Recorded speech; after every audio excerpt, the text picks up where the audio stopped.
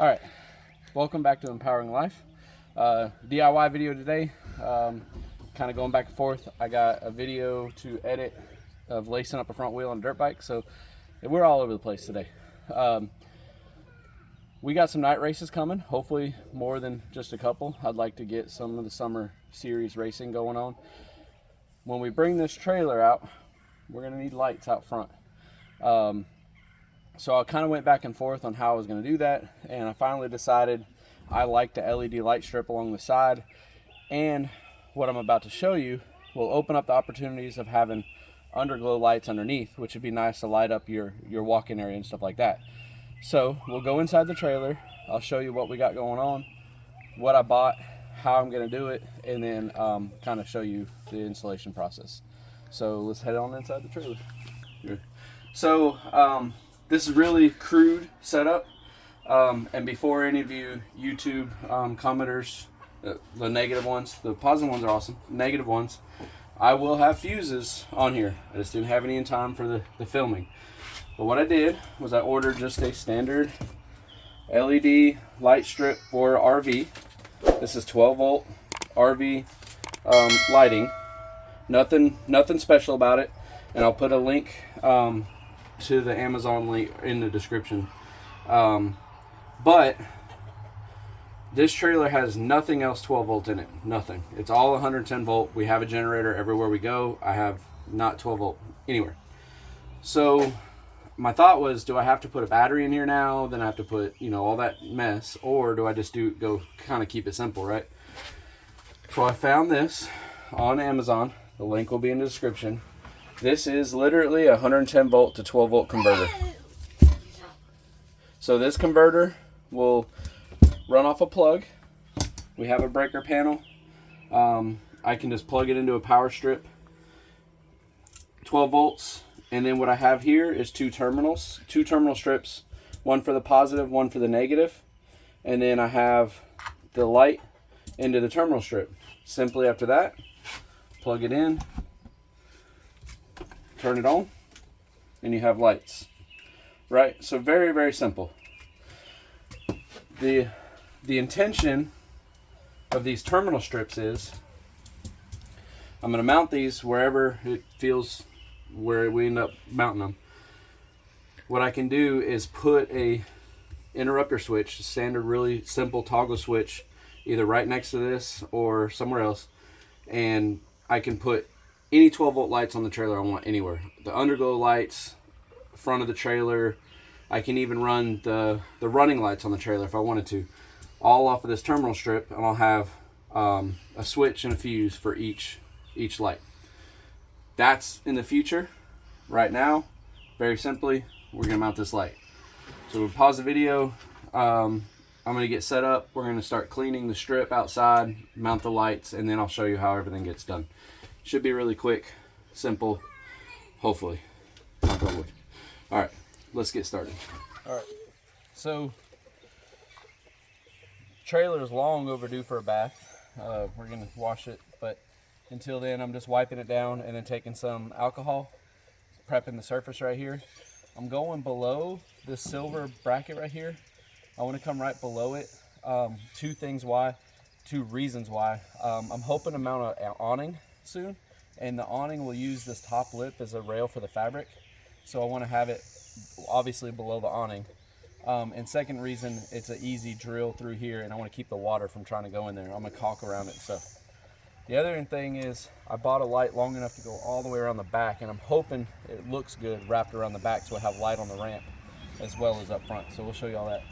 Basically right now it's just prep work, wiping it down and getting some alcohol, and then we'll start mounting the light. You can pause it. So this has a plug on it. We're gonna have to drill a hole big enough for this.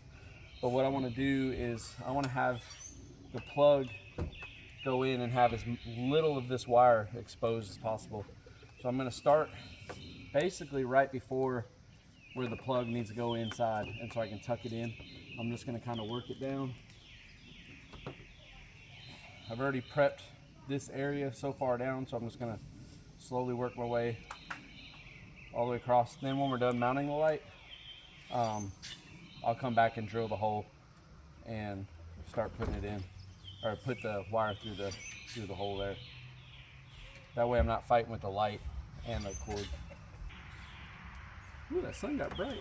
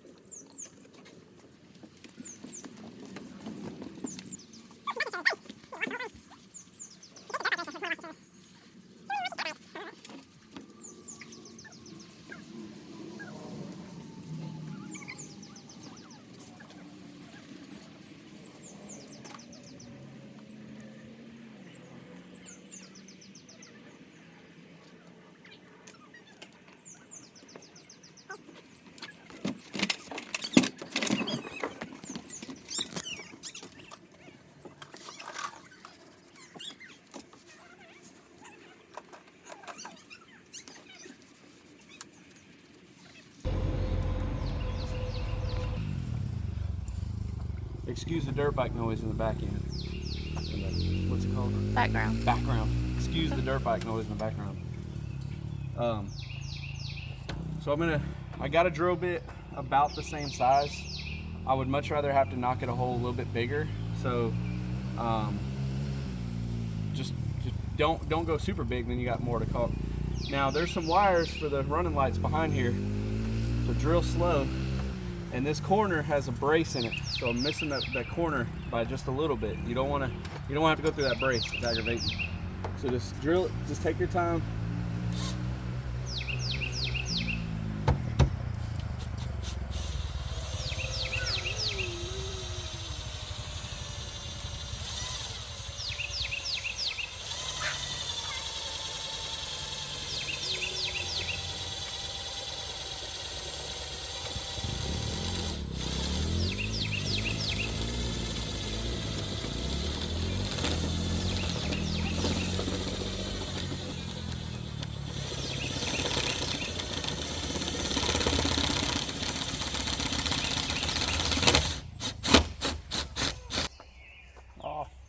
Still not big enough.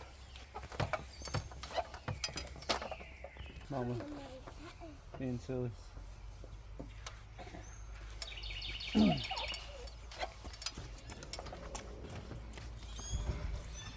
right, so it's white, so maybe my wife won't kill me. You shouldn't be able to notice it much. But this is a marine adhesive sealant from 3M, 05260. I'll put a link in the description as well. This is amazing for stuff that moves around. I use it when I put the transducer on my boat, and it's held up really, really well. It flexes some, so it doesn't get super hard, and it seals really well. It's really expensive too, so, but it lasts a while. I hope. I haven't used it in a while, and I'm gonna say that, and it's hard as a rock, probably. It's hard as a rock. Let me get something. Get it up.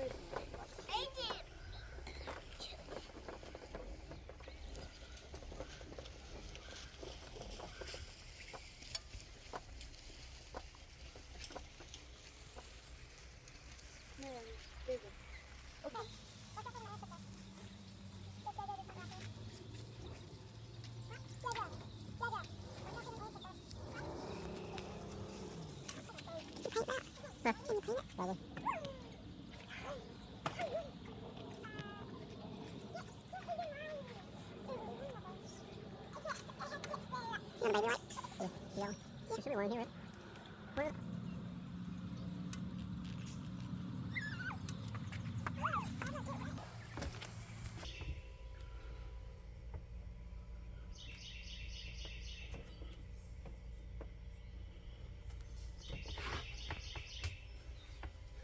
That's good.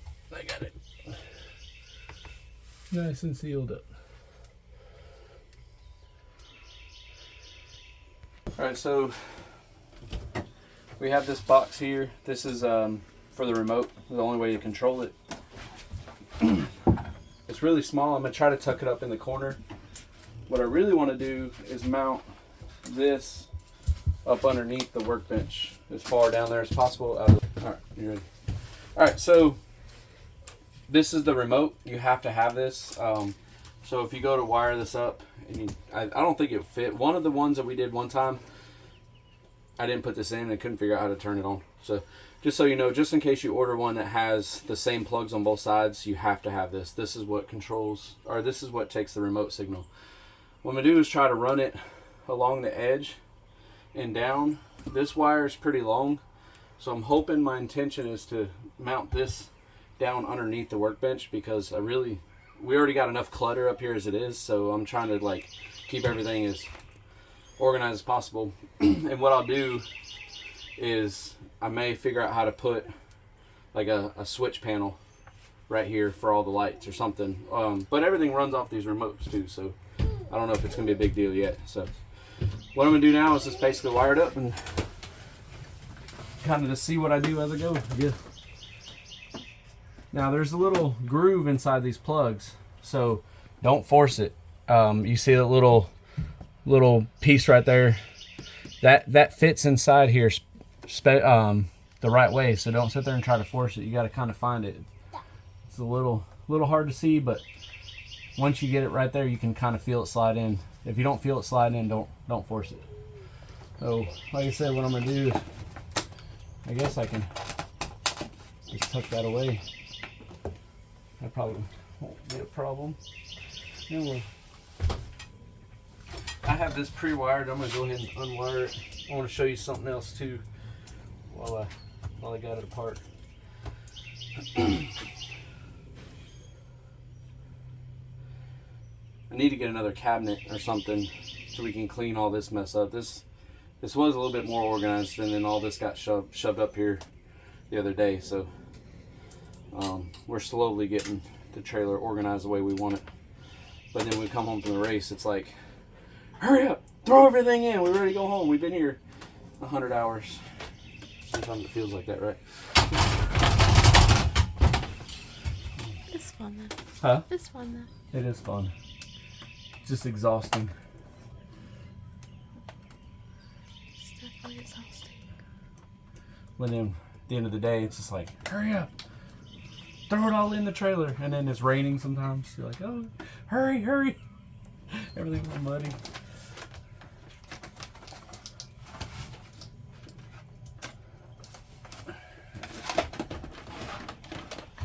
Move all this stuff.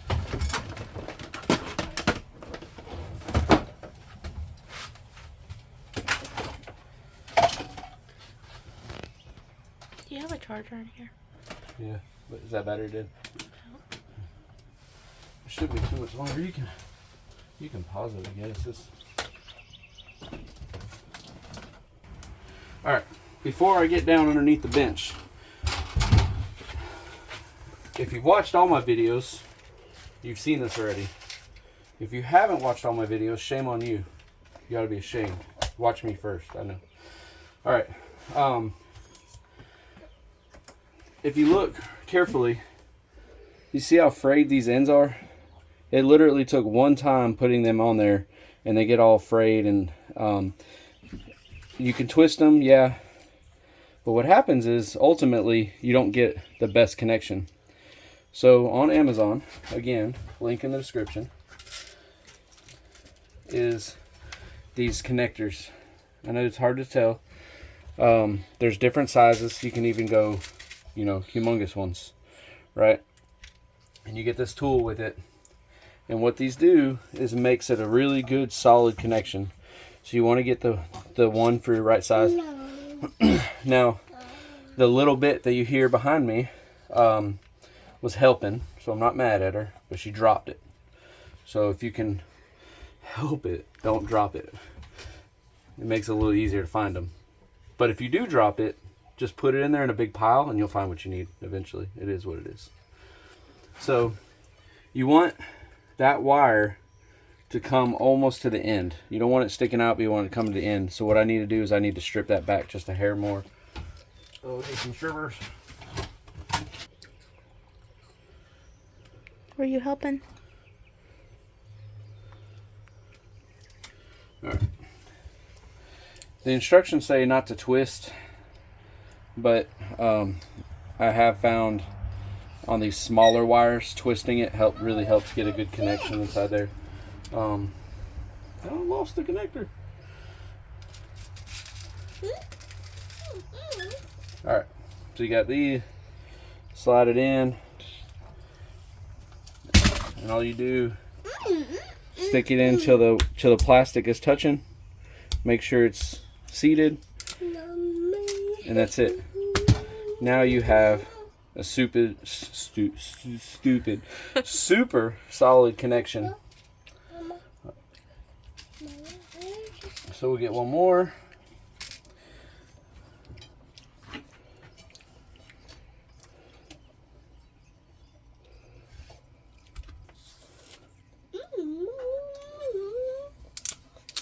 That's all she wrote. That one's a little long, so.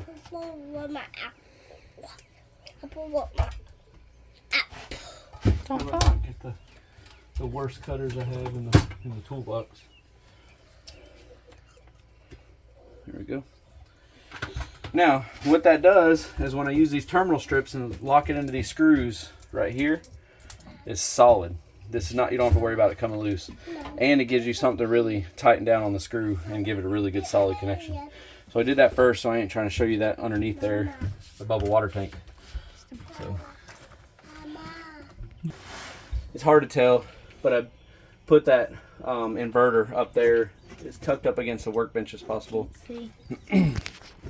All right, I know you can't tell, but there it is. I tucked the inverter up here as tight as possible. My intention is probably to run that outlet directly to that breaker box with its own breaker, or I really probably need to put another outlet down here, so I could probably run, I don't know. I'll figure it out. But either way, for now I can just run it off the surge protector. It's really low amp draw. So I'm gonna mount that, and I'm gonna mount the two terminal strips, and I'll show you what I got in just a second.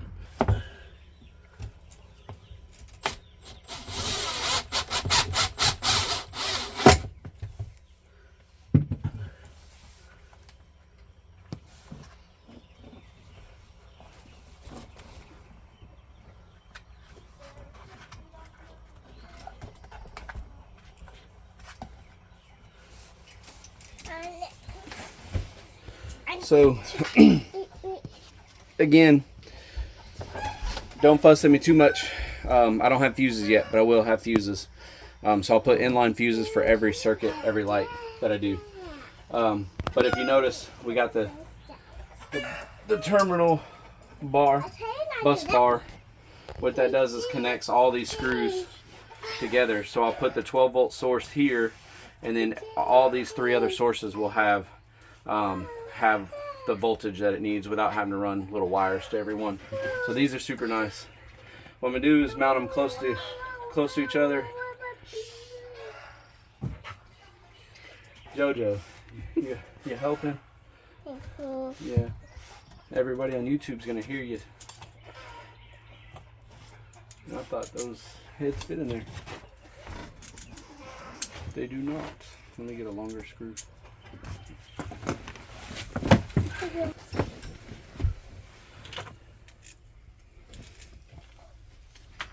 Come on, Jojo.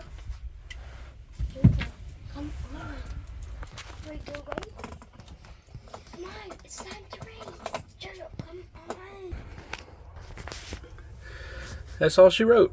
I gotta I'll zip tie the wires up and stuff a little bit later.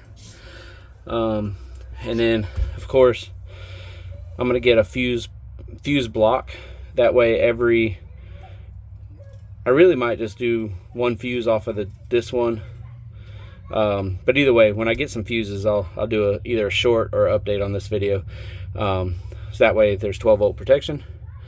And then, I plugged it into that surge protector, which trips pretty easily anyways. That's a Harbor Freight one.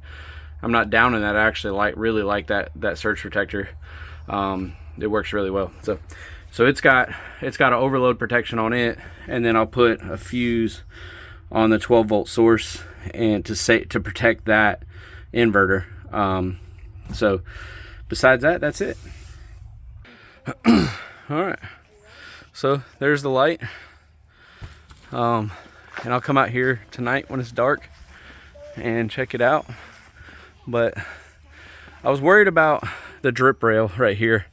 I wanted it below the drip rail, but it would have looked weird trying to get it down below it. My wife doesn't think it'll create that bad of a shadow. I think it might, I don't know. But either way, we'll figure it out. But it's really cool is because we can, this is just like any standard RV light. We can change the lights. I think you gotta be close to that receiver up there. Receiver, work. There's green. I guess it was already on white. It just looks purple on the camera, but it's white. And blue, all the other stuff. Strobes. Anyways, before I close this video out tonight, I'll come out here and show you what it looks like. So in about 2 seconds, it'll be dark. All right, so this is what our trailer normally looks like. This is why we need lights. And here's with adding the lights.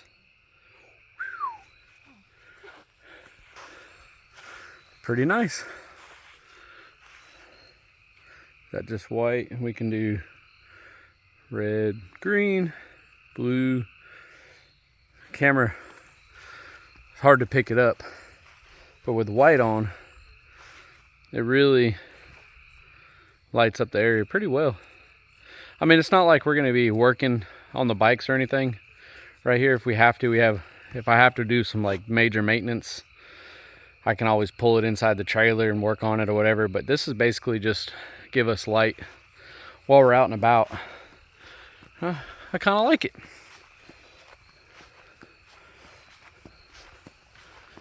And I was worried about the drip rail. I hate to say it, but I was right. It doesn't give us any light on the ramp side. But if the ramp's open, the lights be on in the trailer. So let's see.